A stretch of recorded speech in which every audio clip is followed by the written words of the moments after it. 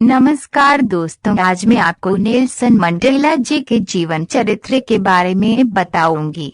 अगर आपको पसंद आए तो अपने दोस्तों और फैमिली के साथ जरूर शेयर करें। अब जानते हैं नेल्सन मंडेला जी के बारे में। दक्षिण अफ्रीका के महात्मा गांधी कहे जाने वाले नेल्सन मंडेला एक महान राष्ट्र नायक थे। इन्होंने दक्षिण अफ्रीका की सामाजिक, सांस्कृतिक और राजनीतिक परिवर्तनों की बागडोर अपने हाथों में ली। राजतंत्र, उपनिवेशवाद और लोकतंत्र के संधिकाल वाली इस सदी में अपने देश का परचम थामे इस राजनेता ने विश्व इतिहास की इबारत अपने हाथों से लिखी।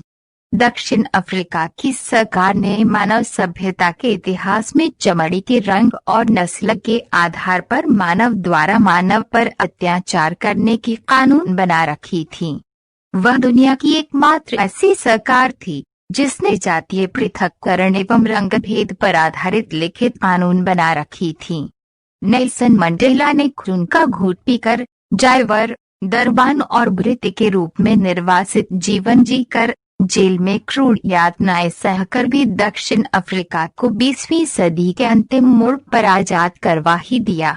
प्रारंभिक जीवन अर्ली लाइफ। दक्षिण अफ्रीका में सदियों से चल रहे रंग भेद का विरोध करने वाले महान जननायक नेल्सन मंडेला का जन्म 18 जुलाई सन 1918 को म्बिसो, ईस्टर्न केप, दक्षिण अफ्रीका संघ में हुआ था। इनके पिता गियडला हिमफाकेनिस्वा बेजोक कस्बे के जनजातीय सरदार थे। हेनरी की तीसरी पत्नी नेक्योफी नोस्केनी की कोख से ही मंडेला का जन्म हुआ। नेल्सन मंडेला हेनरी के 13वीं संतानों में से तीसरे थे। स्थानीय भाषा में सरदार के बेटे को मंडेला कहते थे, जिससे उन्हें अपना उपनाम मिला। मंडेला के पिता उन्हें रोलेला नाम से पुकारते थे, जिसका अर्थ उपद्रवी होता है।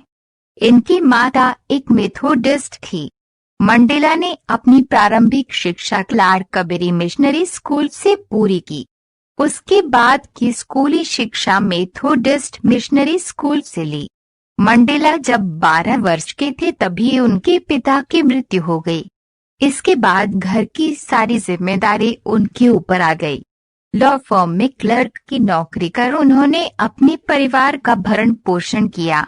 राजनीतिक जीवन। Political life. देश की मौजूदा स्थिति को देखकर नेल्सन मंडेला ने सन 1941 में जोहान्सबर्ग चले गए, जहां इनकी मुलाकात वॉल्टर सिसलू और वॉल्टर एल्बर्टाइन से हुई, जिनसे प्रभावित होकर देश में होने वाले रंग के आधार पर भेदभाव को दूर करने के लिए उन्होंने राजनीति में कदम रखा। देश हित की लड़ाई के दौरान ही वे धीरे धीरे राजनीति में सक्रिय होते चले गए। सन 1944 में अफ्रीकन नेशनल कांग्रेस में शामिल हो गए, जो रंग भेद के विरुद्ध आंदोलन करती थी। इसी वर्ष उन्होंने एक African national Congress youth league की स्थापना की। बाद में उसी लीग के सचिव चुने गए।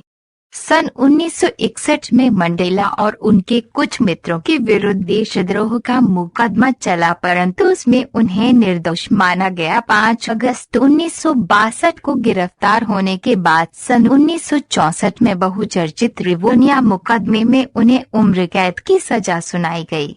27.5 साल का कारावास भी उनकी बुलंद इरादों और संकल्प शक्ति को कैद न कर सका, बल्कि उनके आत्मबल ने लोहे की सलाखों को भी पिघला दिया। जेल की चहारदीवारी के भीतर जैसे जैसे मंडेला की उम्र बूढ़ी होती गई, उनके इरादे और दक्षिण अफ्रीका का स्वतंत्रता आंदोलन जवान होता गया। जीवन के 27 वर्ष कारागार में बिताने के बाद अंततः 11 फरवरी 1990 को मंडेला की रिहाई हुई। रिहाई के बाद सन 1990 में ही श्वेत सरकार से हुए एक समझौते के बाद उन्होंने नए दक्षिण अफ्रीका का निर्माण किया। वे दक्षिण अफ्रीका एवं समूचे विश्व में रंगभेद का विरोध करने के प्रतीक बन गए। संयुक्त राष्ट्र संघ ने उनके जन्मदिन को नेल्सन मंडेला अंतर्राष्ट्रीय दिवस के रूप में मनाने का निर्णय लिया। इसी वर्ष भारत ने उन्हें देश के सर्वोच्च पुरस्कार भारत रत्न से सम्मानित किया। मंडेला भारत रत्न पाने वाले पहले विदेशी हैं। 10 मई 1994 को मंडेला अपने देश के सर्वप्रथम अश्वेत राष्ट्रपति बने। नवंबर 2009 में संयुक्त राष्ट्र महासभा ने रंगभेद विरोधी संघर्ष में उनके योगदान के सम्मान में उनके जन्मदिन 18 जुलाई को मंडेला दिवस घोषित किया। वैवाहिक जीवन मैरिड लाइफ। सन 1944 में अफ्रीकन नेशनल कांग्रेस में शामिल होने के बाद उन्होंने अपने मित्र व सहयोगी वॉल्टर सिसुलू की बहन एवले स्मिथ से विवाह किया। नेल्सन मंडेला ने 3 शादियां की थी। सन 1958 में अपनी पहली पत्नी को तलाक देने के बाद उन्होंने सन 1961 में नोमजामोविनी मेडिकिजाला से विवाह किया, जिन्होंने मंडेला को देशद्रोह के आरोप में हुई जेल से छुड़ाने में अहम भूमिका अदा की थी। सन 1998 में अपने 80वें जन्मदिन पर उन्होंने ग्रेस मिकल से विवाह किया। तीनों पत्नियों से मंडेला को 6 संतानें प्राप्त हुई। उनके परिवार में 17 पोते पोती थीं। मृत्यु डेथ। दक्षिण अफ्रीका के प्रथम अश्वेत राष्ट्रपति नेल्सन मंडेला की मृत्यु 5 दिसंबर 2013 को फेफड़ों में संक्रमण होने के कारण हटन, जोहान्सबर्ग में स्थित अपने घर पर हुई। उनकी मृत्यु की घोषणा सर्वप्रथम राष्ट्रपति जेकब जुमा ने की। पुरस्कार एवं सम्मान। अवार्ड्स। नेल्सन मंडेला को लोकतंत्र के प्रथम संस्थापक, राष्ट्रीय मुक्तिदाता और उद्धारकर्ता के रूप में देखा जाता था। दक्षिण अफ्रीका के लोग महात्मा गांधी की तरह उन्हें भी राष्ट्रपिता का दर्जा देते थे। 2004 में जोहान्सबर्ग में स्थित सैंडर्टन स्क्वायर शॉपिंग सेंटर में मंडेला की मूर्ति स्थापित की गई। उसके बाद सेंटर का नाम बदलकर नेल्सन मंडेला स्क्वायर रख दिया गया। दक्षिण अफ्रीका में प्रायः उन्हें मदीबा कहकर बुलाया जाता था, जो बुजुर्गों के लिए एक सम्मान सूचक शब्द है। 67 साल तक मंडेला का रंगभेद के आंदोलन से जुड़े होने के उपलक्ष्य में लोगों से दिन के 24 घंटों में से 67 मिनट दूसरों की मदद करने का आग्रह किया गया।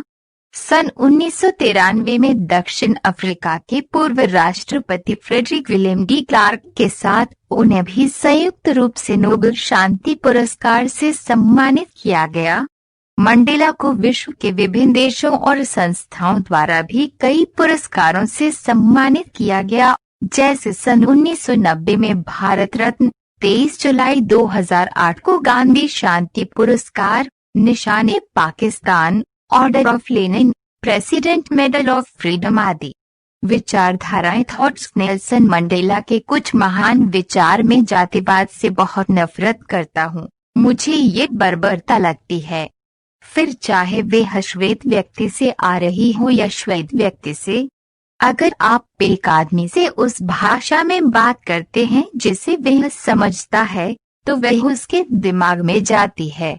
वही अगर आप उसकी अपनी भाषा में बात करते हैं तो वे उसके दिल में उतरती है। विशेष रूप से जब आप जीत का जश्न मनाते हो और जब कभी अच्छी बातें होती है, तब आपको दूसरों को आगे रखकर पीछे से नेतृत्व करना चाहिए और जब भी खतरा हो आपको आगे की लाइन में आना चाहिए।